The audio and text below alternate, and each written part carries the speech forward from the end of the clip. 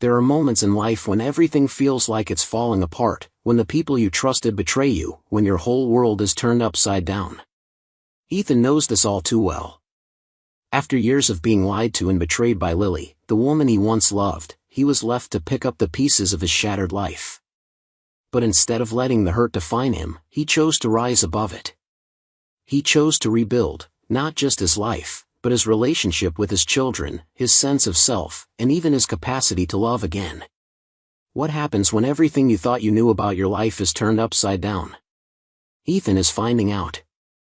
The journey isn't easy. It's filled with tough decisions, moments of doubt, and painful realizations. But with each step, he's learning to move forward, one choice at a time. And there's one thing that keeps him going: the future is still unwritten. The past doesn't have to define who he is or who he will become. No matter how dark the past may seem, there's always a way to rebuild, to heal, and to find peace again. As Ethan's story unfolds, he discovers that the real strength doesn't come from the battles won or the victories achieved, it comes from choosing to rise after every fall. He's learning to embrace new beginnings, and with the support of those who truly care, he's moving toward a future full of possibility. But Ethan's journey is just beginning. What about you? How do you rise from the ashes of your past? What's your next step in your own story? I just want to take a moment to thank you all for being here and for being part of this journey. Your support means more than words can express. Writing this story has been a personal journey for me, and I'm grateful to know that you're reading, engaging, and sharing in this experience. This story is not just about Ethan or the struggles he faces, it's about us, too. It's about the challenges we all go through, the choices we make, and how we find the strength to move forward. Ethan's journey of rebuilding, healing, and rediscovering himself resonates deeply because it reflects the moments we all face in our own lives. And I hope it's inspiring you, as much as it's inspired me to write. But now, I want to hear from you. What part of Ethan's journey resonates most with you? What's something in your life that you've been able to overcome, or something you're working on? Share your thoughts in the comments. This is more than just a story, it's a community, a place to share, connect, and support one another. As I continue to work on the next chapters, I want to make sure that the story keeps reflecting not only Ethan's growth, but also the journey you're on. Thank you for your continued support. Let's dig deeper into this story together, and I can't wait to hear what you think. Ethan picked up his duffel bag and briefcase, making his way down the gravel path toward the front door. He unlocked it gently, hoping to surprise them. The familiar scent of jasmine incense lingered in the air, a scent that Lily had always loved in the evenings. Upstairs, music was playing, but it wasn't the jazz melodies she usually listened to. Tonight, the beat was fast and electronic, completely out of place. He placed his bags on the wooden floor by the door and called, "Lily?" There was no answer. The music kept thumping from upstairs. Ethan slowly ascended the stairs, his fingers brushing along the polished oak banister. The door to the master bedroom was cracked open, a soft light spilling out into the hallway. He nudged the door open, preparing to announce his arrival. But just as he stepped inside, he heard Lily's voice, only it wasn't directed at him. "He's so predictable," she said. Ethan stopped in his tracks, his foot hovering just outside the room. Lily was sitting on their bed, her back to him, phone pressed to her ear. She hadn't noticed his presence. Her laughter echoed through the room, light and carefree, but laced with something that felt wrong. "A walking cash machine," Lily said, her voice dripping with amusement. "David, baby, just wait. As soon as the divorce is finalized, I'll be free, and I'll have everything." The words hit him like a physical blow. His chest tightened, but he didn't react. Years of discipline in his work kept him steady. Instead of barging in, demanding answers, he stood frozen. He silently retreated into the shadows of the hallway. The closet door was slightly ajar, and through the gap, Ethan saw Lily's reflection in the mirror. She was smiling, her expression almost malicious, twisting a strand of hair around her finger. "I've been planning this," she added, her voice a mix of excitement and cold calculation.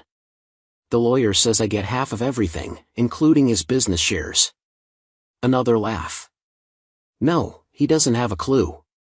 He's too busy with his precious app to notice what's going on right in front of him, she continued, her tone dismissive. Ethan's heart rate slowed, his mind becoming more focused. While most men might have crumbled, Ethan's thoughts sharpened. Every word Lily spoke was another piece of the puzzle. The kids will be fine.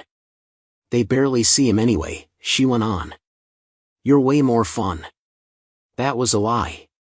Ethan had always made time for the kids, helping with homework, attending sports games, you name it. Lily was the one who missed most of those moments, always with some excuse. Next week, I'll give him the papers, she said, then it'll all be over. Ethan stepped silently back into the shadows, slowly descending the stairs. He grabbed his bags and left, making sure to leave the door ajar, just as he had found it. Once in the car, Lucas sat still for a moment, gathering his thoughts. The betrayal wasn't just about the affair, it was the cold calculation, the lies, the months of deliberate planning. She wasn't after just his wealth. She wanted their daughter too. Lucas started the car and drove aimlessly for an hour, trying to clear his mind. When he returned, he knew he had to act like nothing was wrong. He'd kiss Sarah, hug their daughter Maya, and carry on as if his world hadn't just shattered. No one would know the truth, he'd heard it all. An hour later, he walked back inside. I'm home, he called out. Sarah appeared at the top of the stairs, wearing a new outfit, her smile as polished as it had always been. But now, Lucas saw the emptiness behind it. Back early, she asked, descending the stairs to meet him. I finished sooner than I thought, he replied, accepting her kiss without feeling a thing. Maya came running down the hall, jumping into Lucas' arms. Miss me, Dad? She asked. More than you know, he replied, setting her down. So, what's for dinner? Mom said we could have pizza tonight, can we? Maya asked eagerly. Of course, Lucas said, trying to sound normal. Just then, a quieter Maya appeared. She wasn't as energetic as her younger sister, but her presence was comforting. Hey, Dad. How was the trip? She asked. Productive, Lucas said, giving her a hug. She was growing fast, soon she'd be taller than Sarah. How's the science project going? He asked. Almost done. Can you look at it later? Maya asked. Of course, Lucas answered, smiling. At dinner, Lucas kept the mask on.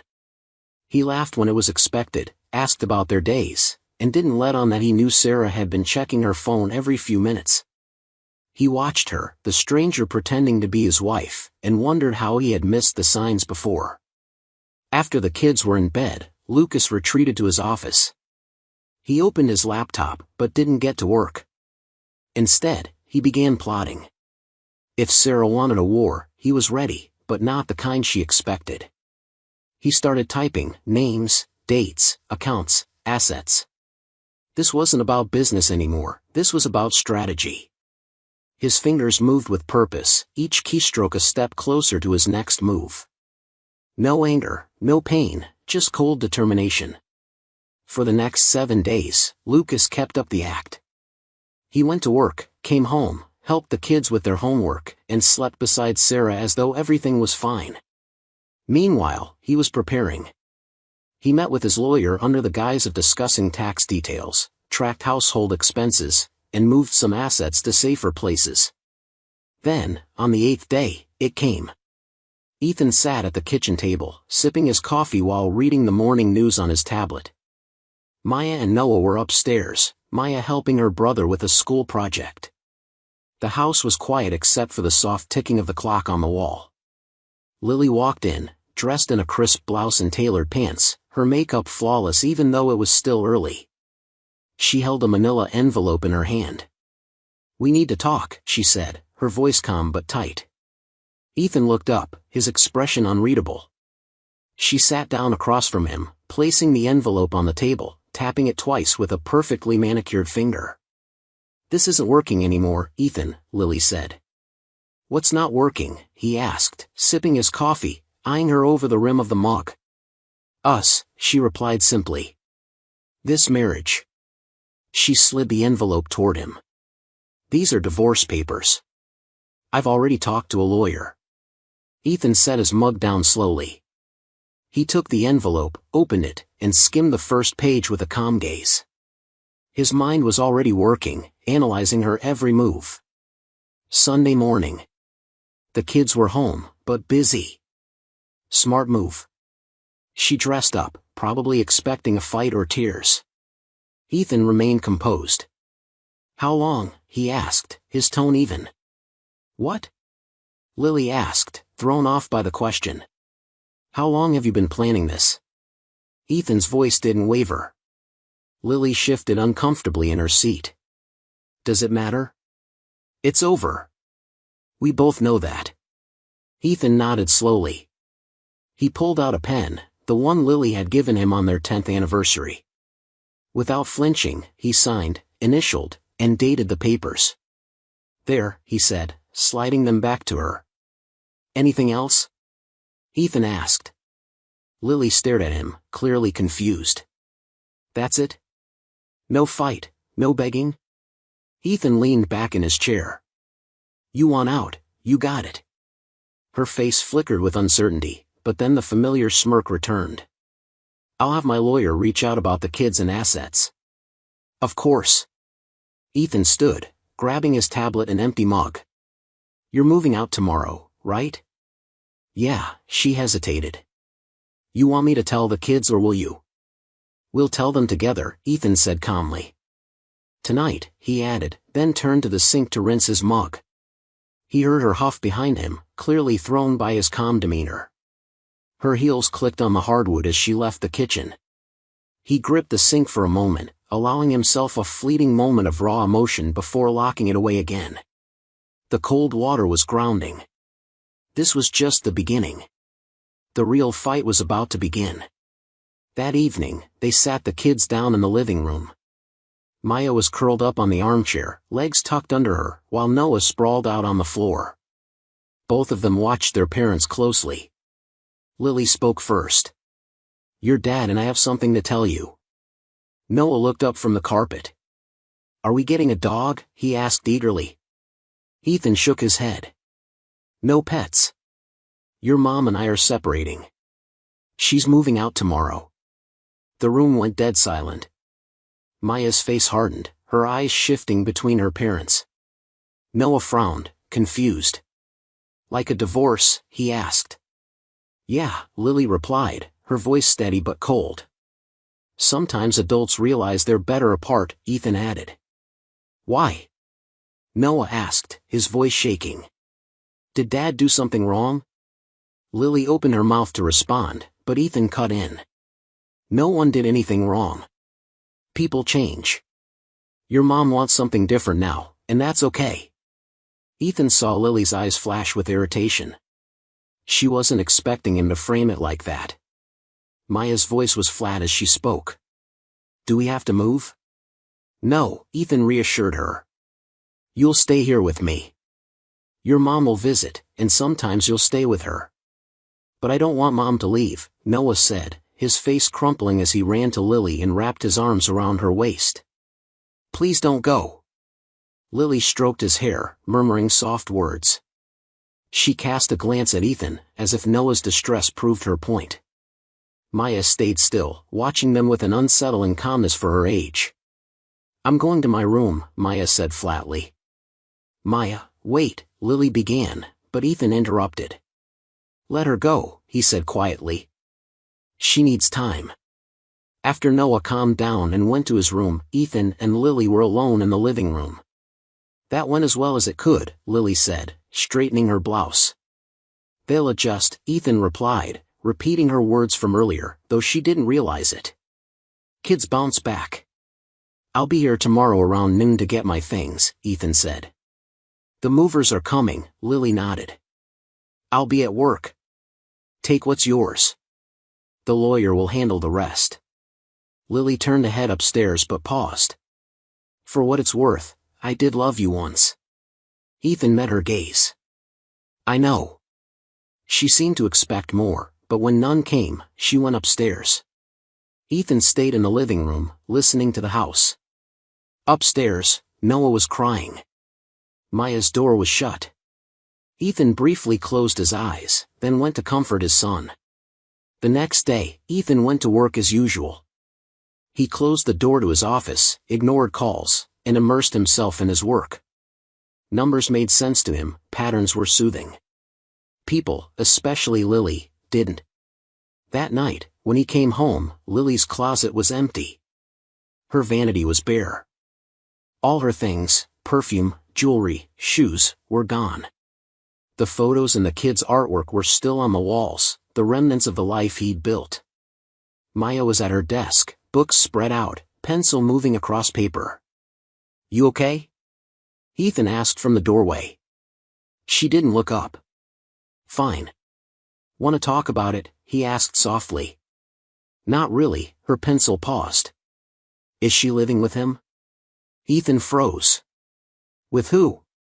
Maya finally looked up, her eyes meeting his directly. "Robert, from the gym. The guy she's always texting." A cold clarity washed over Ethan. "You knew?" "Yeah, I'm not dumb." "She's not exactly hiding it." Maya went back to her homework. "You deserve better." Ethan crossed the room and placed a hand on her shoulder. She leaned into the touch, just a little. It was the only sign that she wasn't as okay as she seemed. "We'll be fine," Ethan promised. "I know," she said, giving him a small smile. "You always have a plan." Later, after checking on Noah, who'd cried himself to sleep, Ethan went back to his office. He opened a new document and started typing, focusing on one thing. Robert Cole, gym owner, around 35. Affair with Lily, how long, still unclear. It wasn't much, but it was a start. And Ethan was damn good at building things. 2 weeks passed in a new routine. Ethan dropped the kids off at school, picked them up after, cooked, helped with homework, and tucked Noah in at night. Lily called every now and then, her voice fake sweet through the phone. On weekends, she'd take them out, amusement parks, movies, shopping, returning them with bags of new toys and clothes. Trying to buy their love, Ethan thought. But he kept his mouth shut. Meanwhile, he kept digging. He joined Robert's gym, paying for a year up front. The place was fancy, with glass walls and shiny equipment. Robert was there a lot, chatting up the clients. Ethan kept his distance at first, blending in. He came early, when it was quiet. He observed, waited. On day 3, he struck up a conversation with the receptionist. "Great place," Ethan said, signing in. "Been open long?"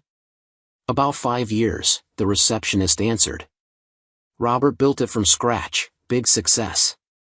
"Sounds like it. He must be a smart guy." She leaned in a little. "Between you and me, I think he had help. His girlfriend put in some cash. She's got money." Ethan raised an eyebrow. "Lucky guy. They've been together almost 3 years now." 3 years. The words hit Ethan like a hammer. Maya was 11 then. Noah was 7. 3 years of lies. "You know her?" he asked, keeping his tone casual. "Lily, sure. She comes in all the time. Gorgeous woman. Always looks perfect," Ethan replied, keeping his face blank. "Thanks for the info." "Have a good one," she said as he walked away, his mind racing. 3 years wasn't just an affair, it was a whole second life. In the next week, Ethan got more pieces of the puzzle. He befriended a trainer who liked to gossip, eavesdropped in the locker room, and checked social media. Lily kept her profiles clean, but Robert wasn't so careful.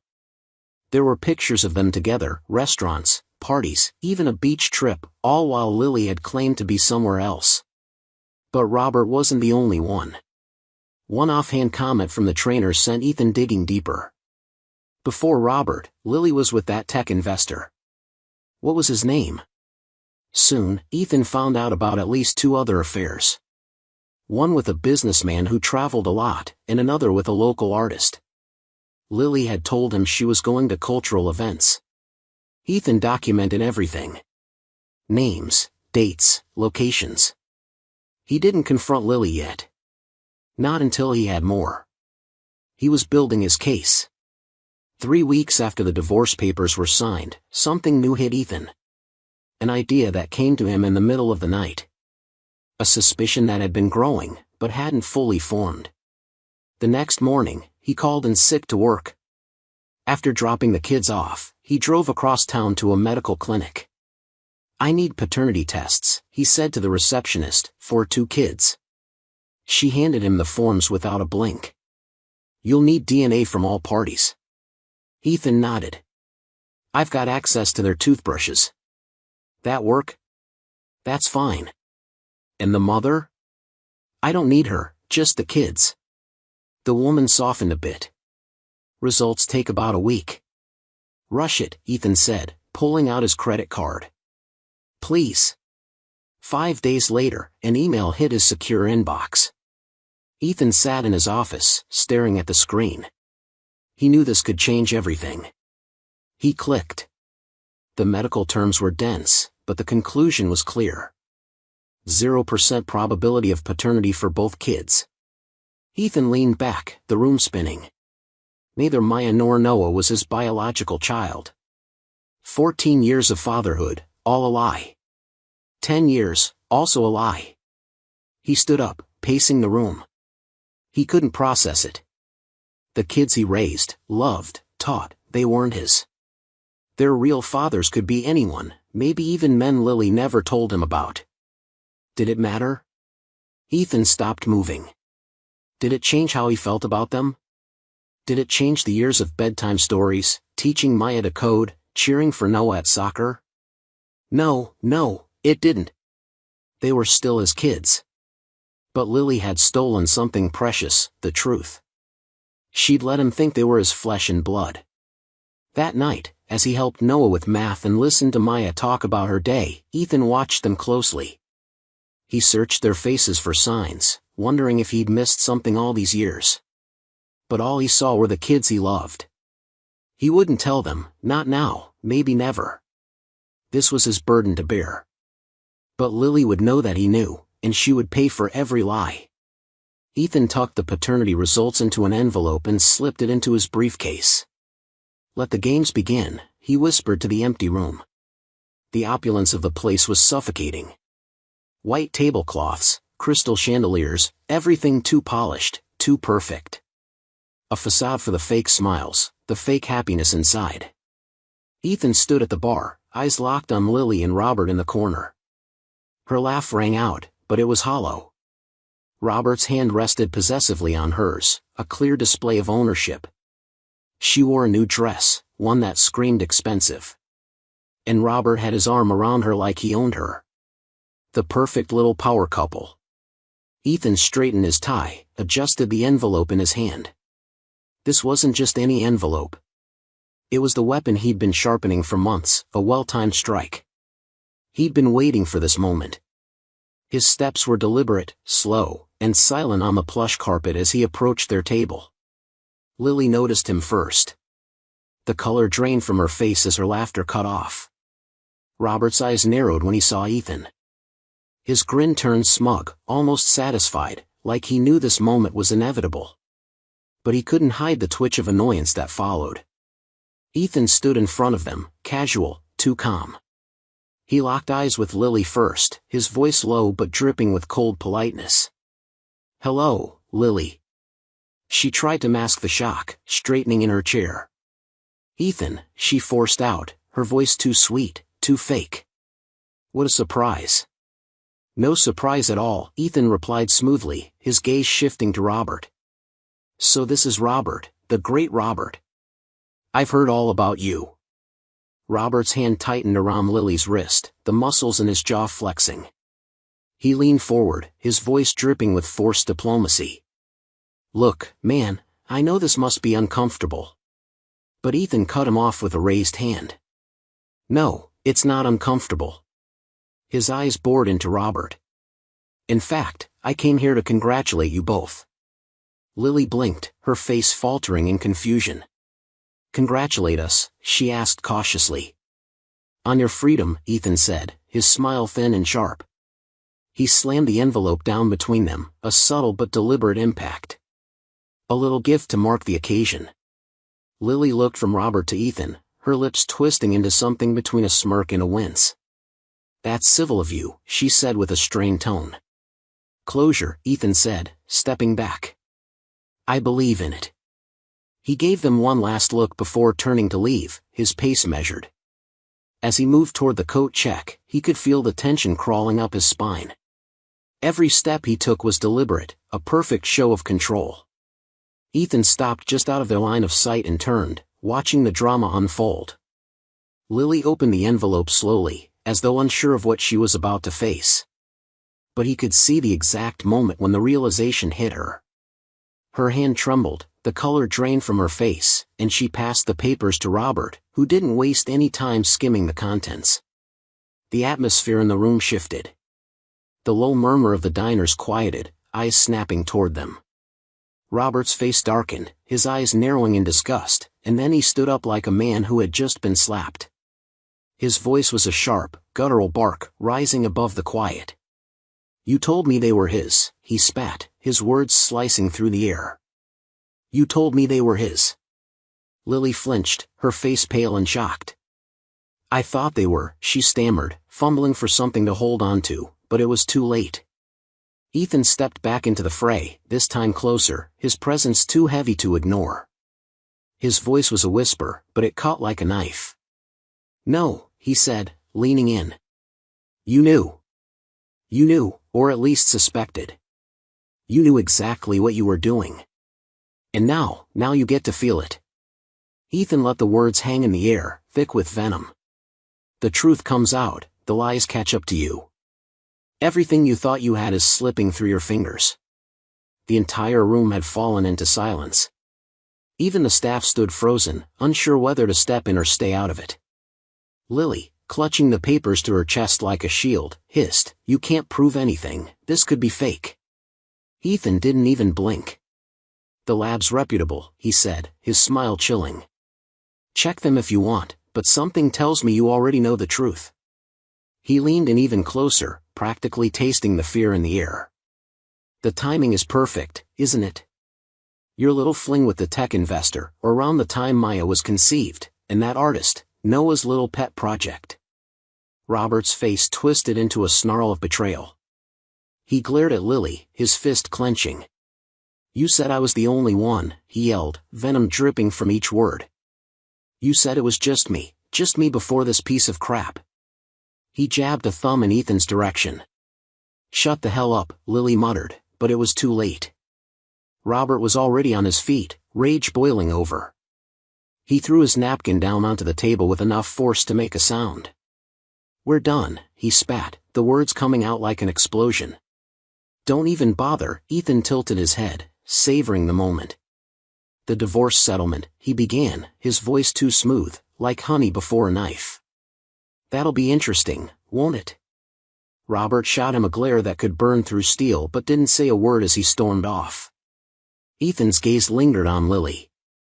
He watched her face twist in the mess of regret, disbelief, and fear. "Good luck with everything," he called to them, his voice mockingly sweet. He walked out without looking back, Lily's desperate voice trailing behind him.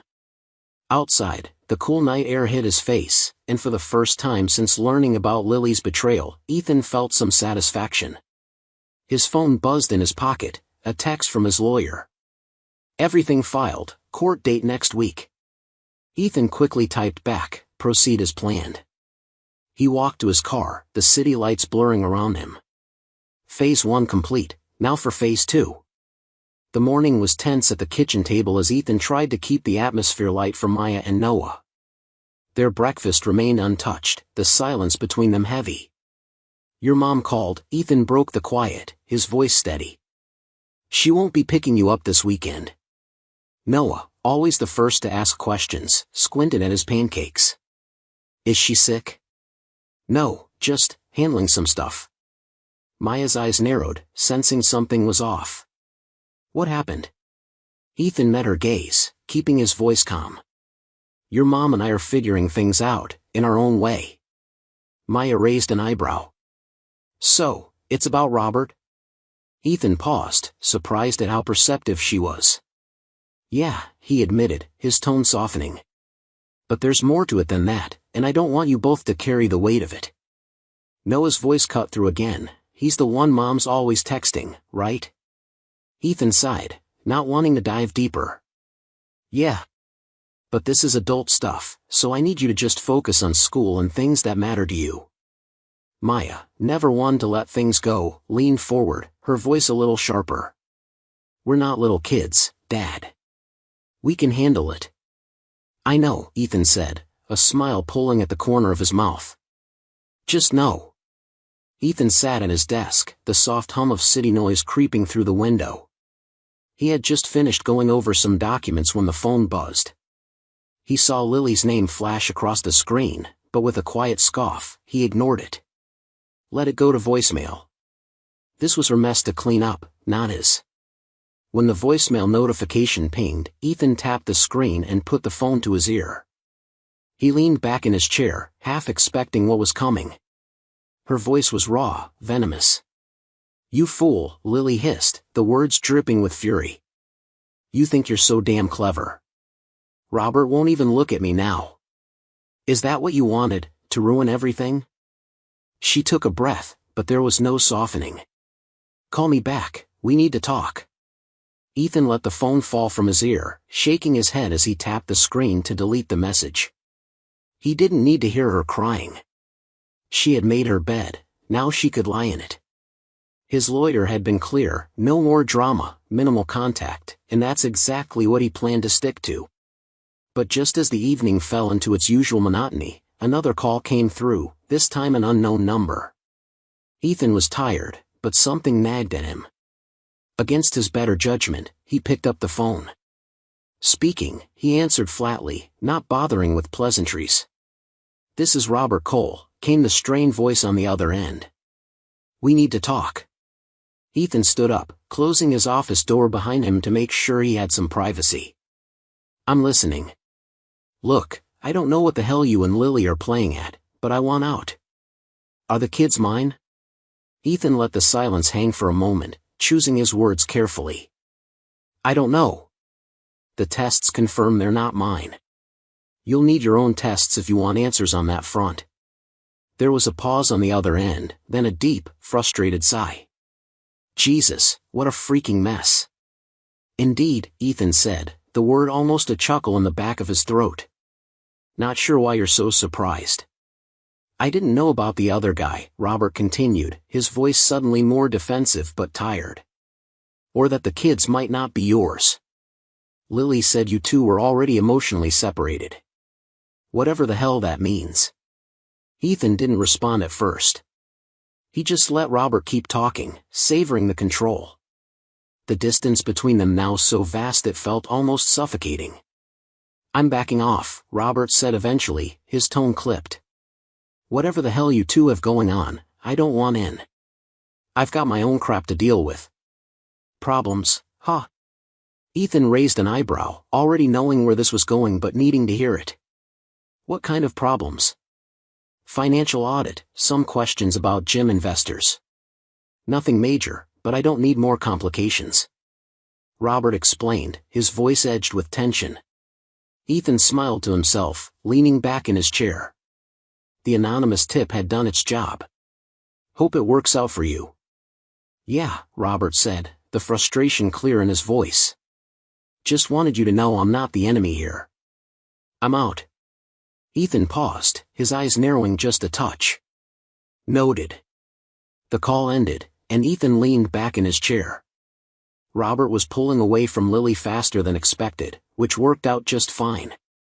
Without his support, Lily would be more vulnerable. The next phase could begin. The next day, at his lawyer's office, Ethan sat across from Cameron Wilson, overlooking Seattle through rain-streaked windows. Everything is proceeding as planned, Cameron said, sliding a folder across the table.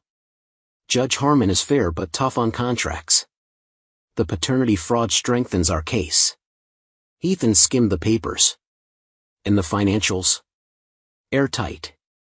The prenup had clear infidelity clauses.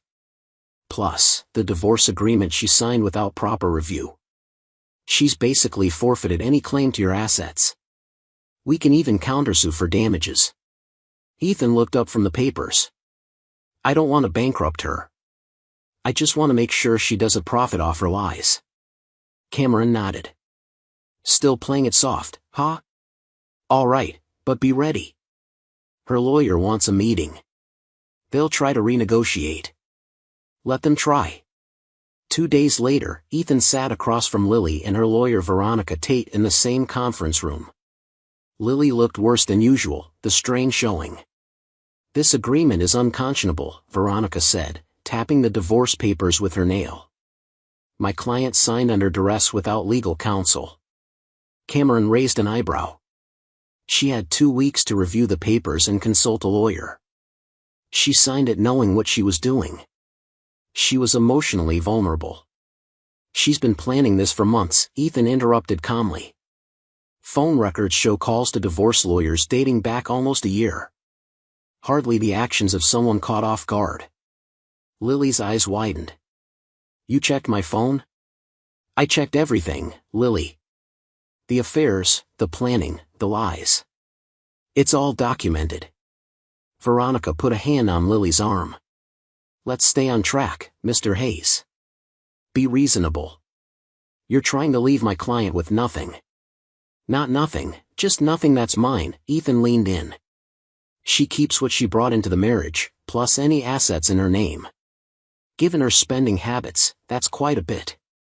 The kids aren't biologically mine, as you know. But I'm still offering full support for them and asking for primary custody. That seems fair. Lily's calm broke. You can't do this to me. The house, the car, my lifestyle. You can't just take it all. I'm not taking anything. I'm just not giving you what isn't yours, Ethan met her eyes.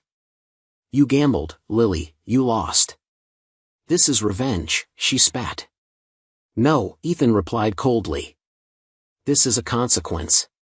The meeting ended in a stalemate, but Ethan knew the advantage was his. The court date was next week. That weekend, while the children were at a previously arranged sleepover with friends, Ethan changed the locks on the house. He also contacted the banks, credit card companies, and investment firms, ensuring Lily's access to joint accounts was restricted to minimum maintenance amounts, as permitted by the divorce filing. Monday morning, the phone buzzed. The first call from Lily came in at 8 a.m. He didn't answer. Her message was frantic. You've frozen the accounts. How am I supposed to live? The hotel's on my card for payment. He let it go to voicemail, then deleted it. Second call, same crap. The cards aren't working. Did you cancel them? You can't do this. He ignored it. Wednesday afternoon, her voice finally shifted, desperate, soft. Ethan, please, we need to be adults about this. Can we talk? He didn't call back. The court date was Thursday. The courthouse loomed in the gray Seattle sky as Ethan and Cameron Wilson walked through security to the courtroom. Lily and her lawyer, Veronica Tate, were already there. Lily looked thinner. Her hair pulled back tight in a navy suit. She looked like she'd been through a lot. Judge Harmon, in her 60s, called the court to order. Cameron outlined Lily's affairs, the paternity fraud, and the legal documents she'd signed. Veronica tried to paint Lily as a sufferer, but the evidence Cameron had was solid. Judge Harmon spoke firmly. Mrs. Hayes, did you read the divorce agreement before signing it? Lily hesitated. I skimmed it. I was upset. Did Mr. Hayes prevent you from seeking legal counsel? No. But did you understand the terms? Yeah, but I didn't realize. Mrs. Hayes, the judge interrupted, the court can't protect people from their bad decisions.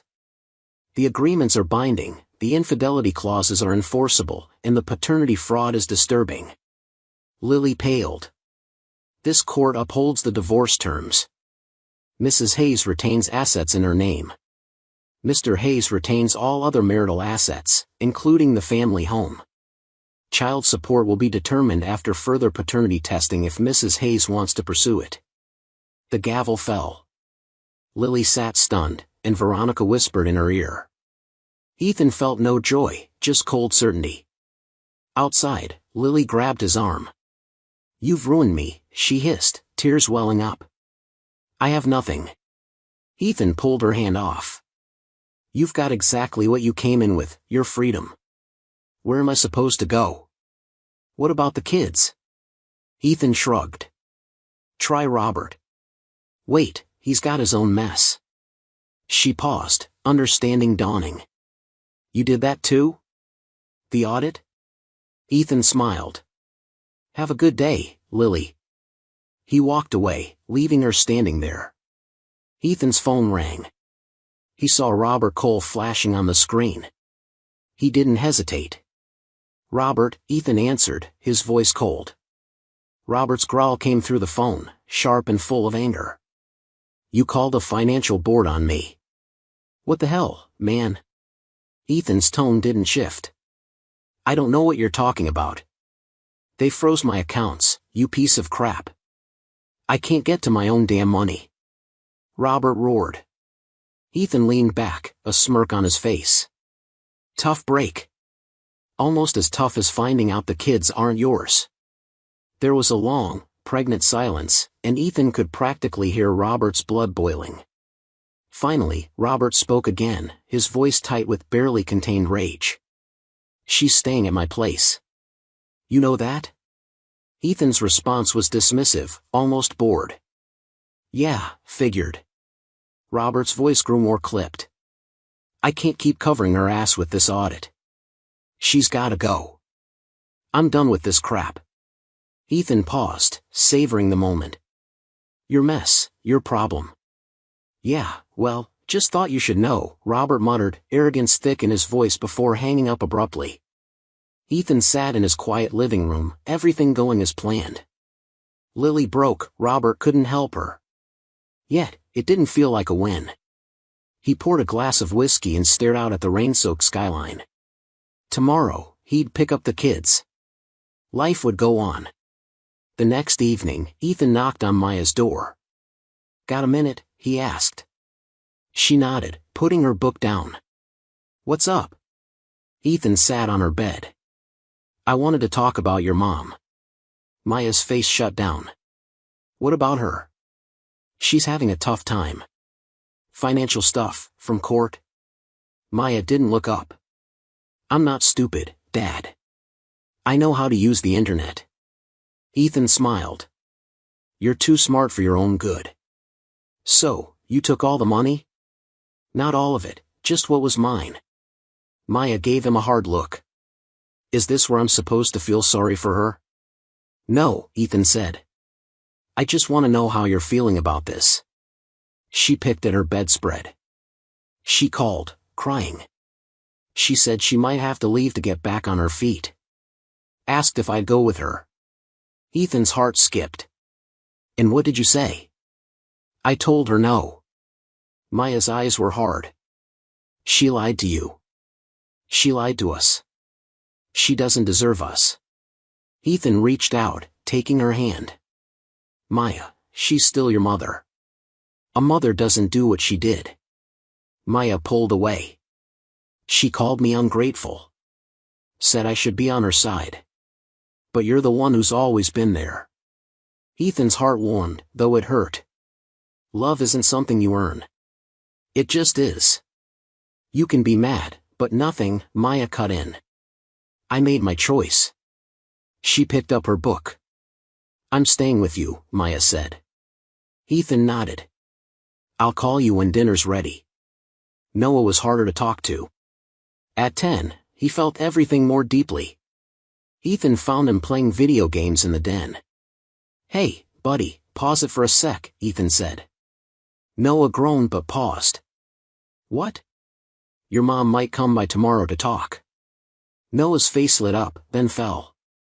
"Is she taking us this weekend?" "No, not this time. She's dealing with some stuff." "Because you took all our money?" Noah asked. Ethan blinked. "Who said that?" "Mom texted. Said you're being mean and not letting her have money for a place." Ethan sat down. "That's not exactly it. Your mom and I made an agreement. The judge said we have to stick to it.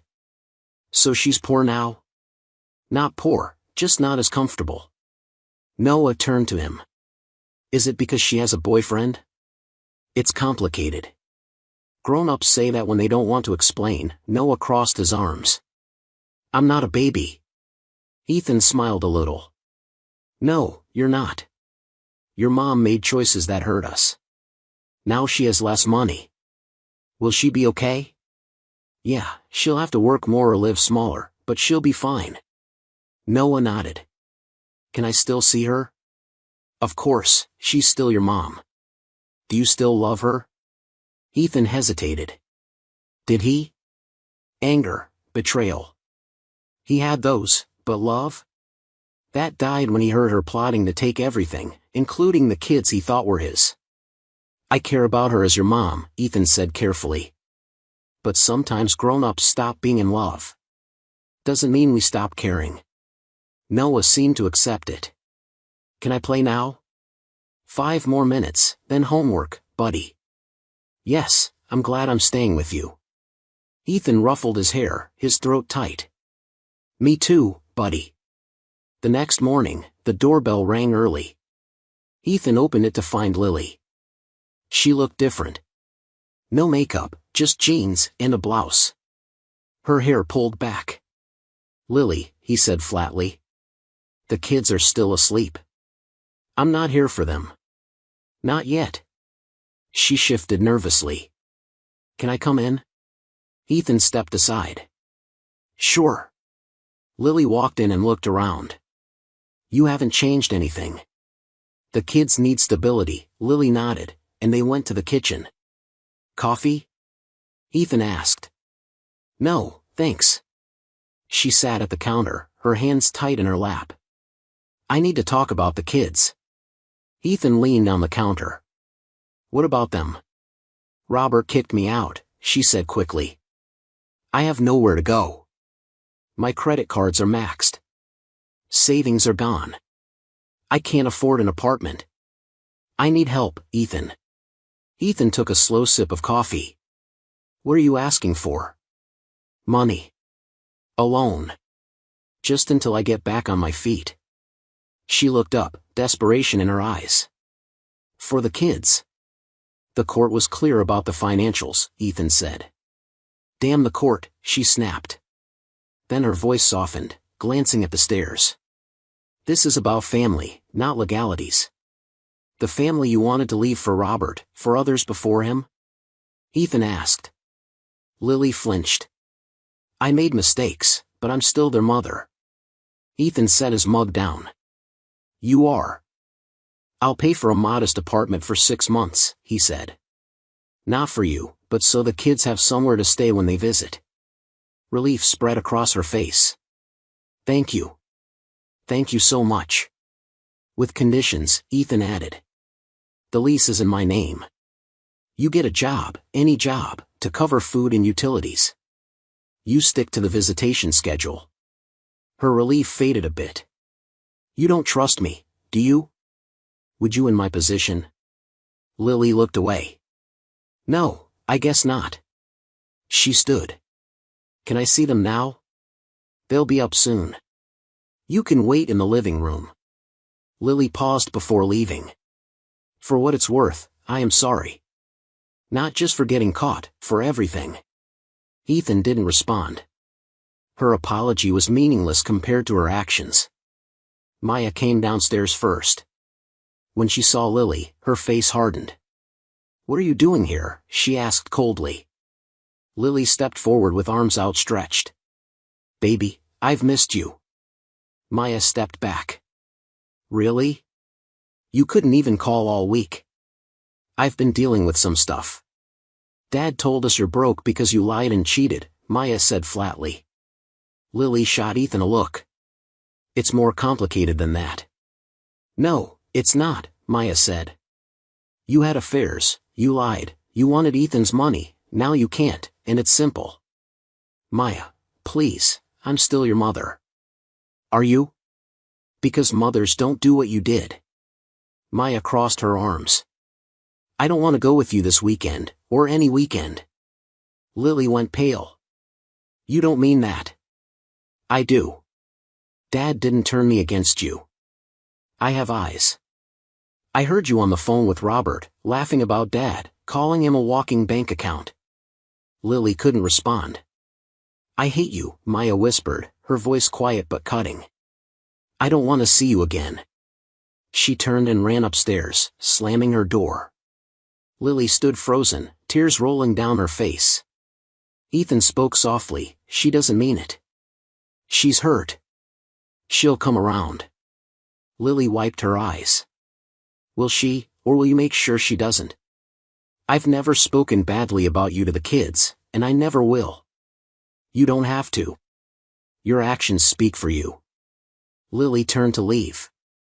Tell Noah I came by. I'll call later about the apartment. Ethan nodded. I'll have the realtor contact you. Lily paused at the door. You destroyed me, Ethan, completely. Are you satisfied now? Ethan met her gaze. This isn't about satisfaction. It's about consequences. For what? Wanting more than being a software engineer's wife? For betrayal? For lies? For using me for 15 years while sleeping with other men, Ethan said, stepping closer. Making me believe those kids were mine. Lily looked away. I didn't know. Not for sure. But you suspected and said nothing. Ethan opened the door. Goodbye, Lily. She left without another word, shoulders hunched against the morning chill. The custody hearing was quick. With the paternity test and Lily's situation, the judge gave Ethan primary custody and Lily weekend visits. Maya, however, refused to see her. As they left the courthouse, Ethan saw Lily standing by the steps, looking small and defeated. For a second, he almost felt bad for her. Then he remembered her plotting to take everything from him. Let's go home, he said to Maya and Noah. 6 months had passed since the divorce. Ethan cooked dinner while Maya set the table and Noah fed their new puppy.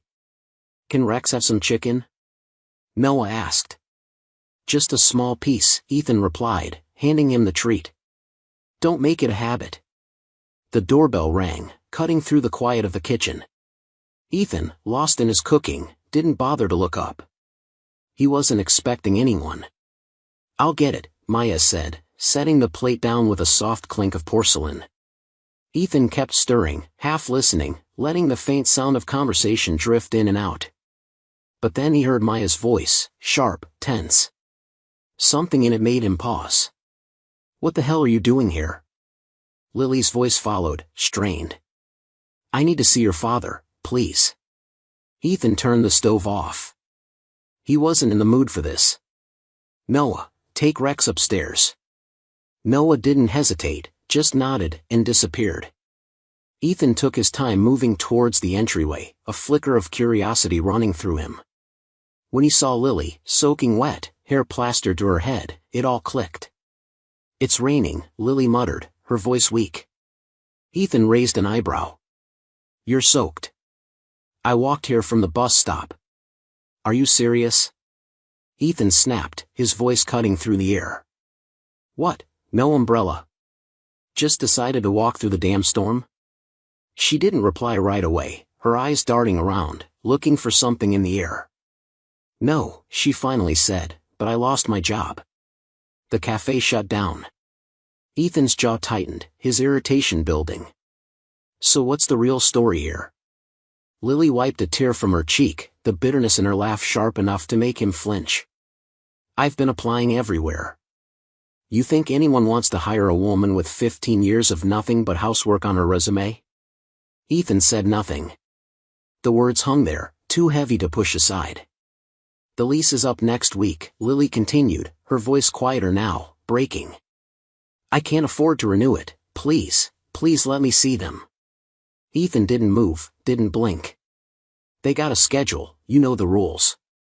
Lily's voice cracked. Not anymore, Maya won't even talk to me.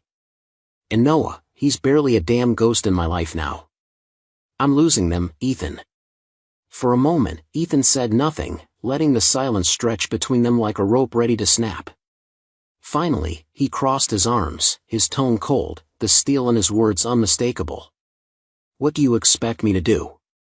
You're not getting a pity party out of me." Her face crumbled, tears welling up in her eyes. "I've made mistakes, but I'm asking for one thing, one damn chance to fix it. Can't you do that, please?" Ethan sighed, rubbing the back of his neck, his voice colder than the room. "You made your bed, Lily, now you lie in it." Lily stepped closer, desperation pushing her forward.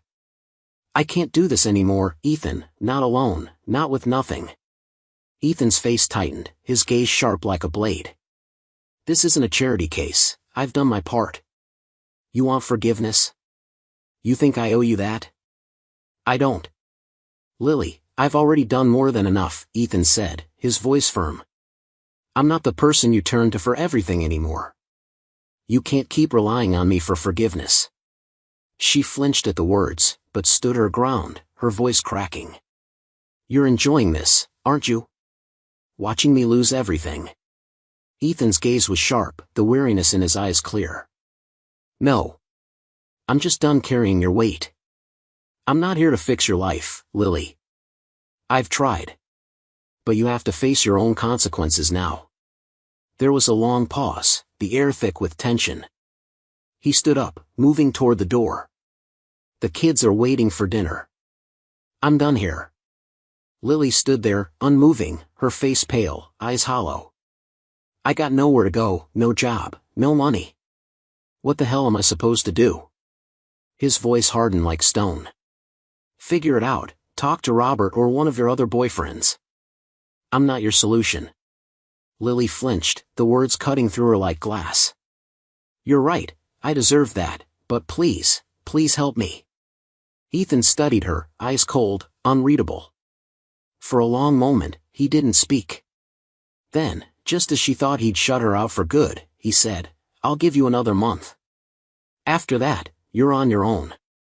The relief on her face was immediate. Her shoulders slumping like a weight had been lifted. "Thank you," she breathed, her voice a soft exhale of gratitude. Ethan didn't soften. "Don't thank me, use the time wisely."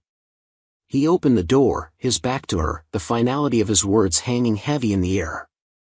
"Goodbye, Lily." She stood there a moment before walking into the rain. Ethan closed the door behind her and went back to his family. That night, after the kids were in bed, Ethan sat in his office staring out the rain-soaked window. The talk with Lily had shaken him more than he wanted to admit. Not because he felt guilty, he didn't, but because seeing her beg didn't bring him any satisfaction. The revenge had worked, yet the victory felt empty. His phone buzzed with a text from Serafina Grant, the journalist he'd met at a tech conference. "Still on for coffee tomorrow?" Ethan smiled, looking forward to it. He set the phone down, his mind shifting to the future. Lily wasn't his concern anymore. She made her choices, now she'd live with them, just like he was living with his. "Dad, have you seen my blue notebook?"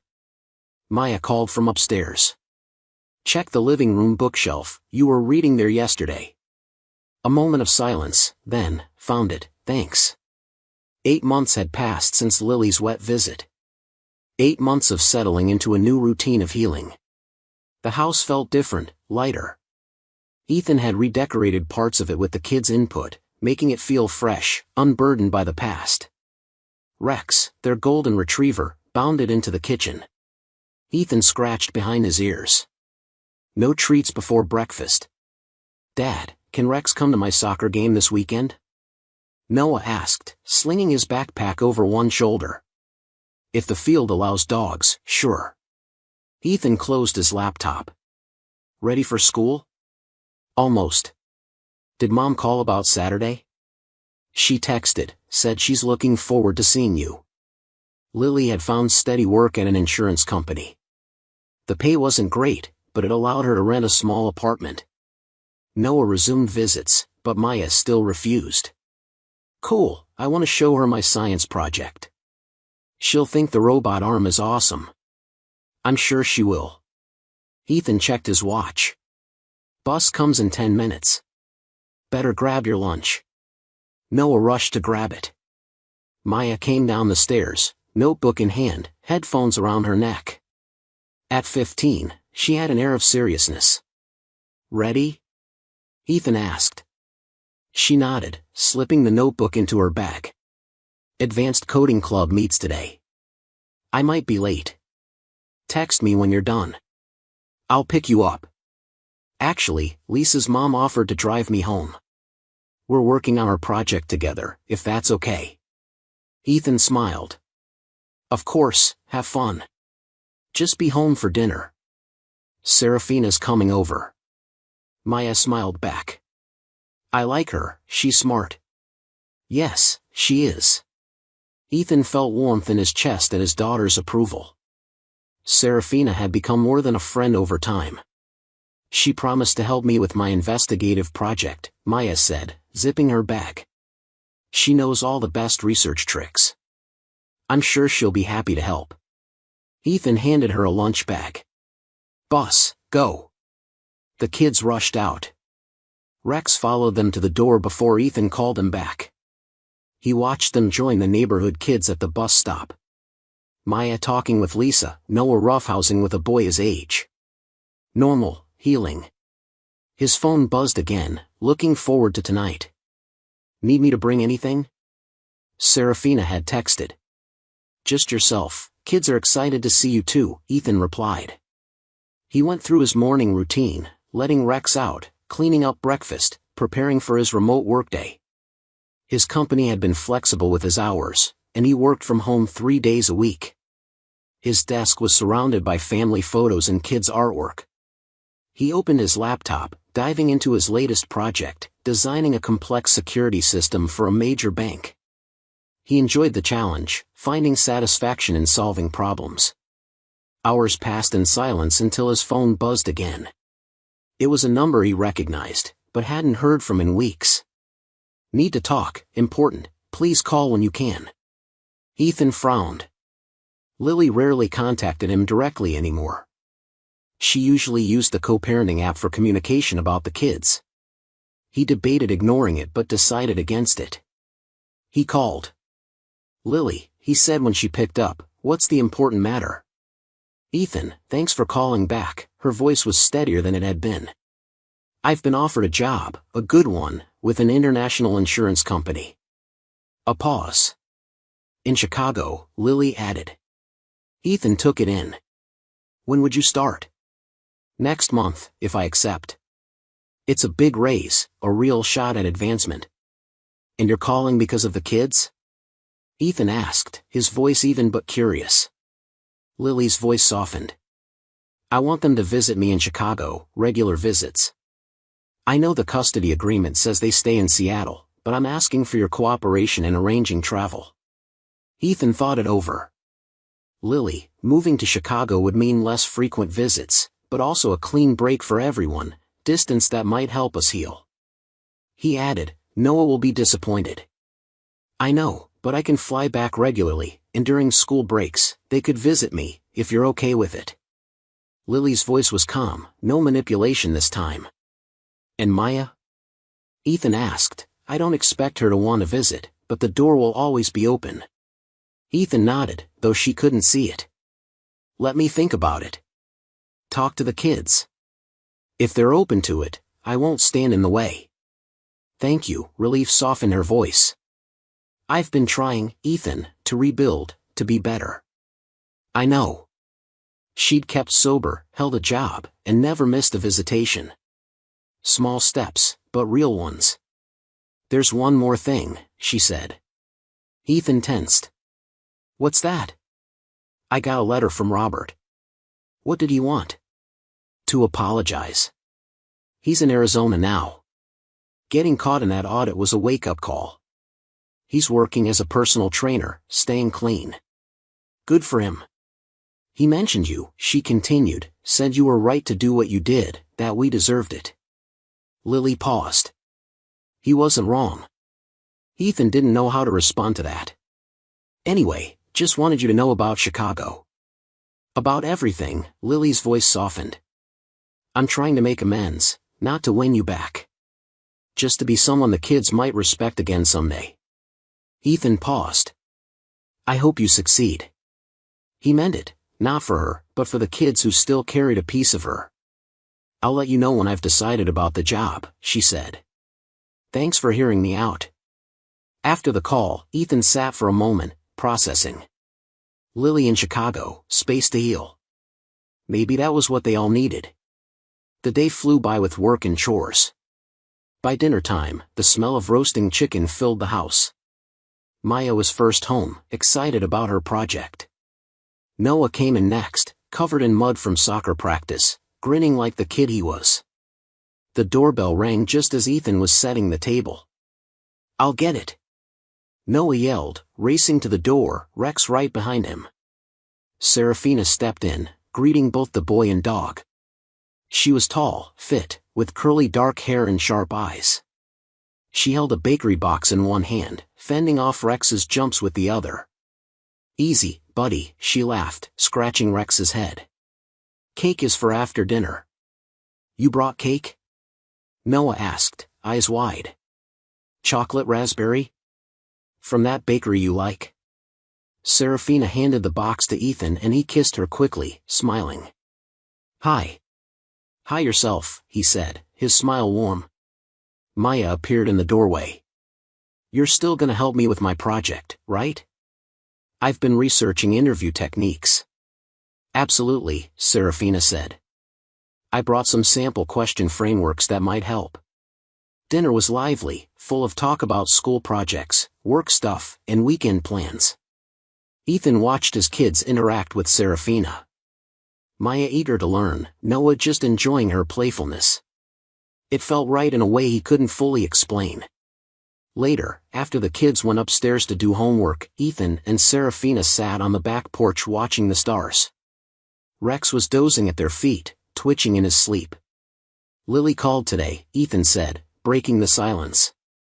She's thinking about a job in Chicago. Serafina looked at him. How do you feel about that? Relieved? It'd make a clean break, more space between us.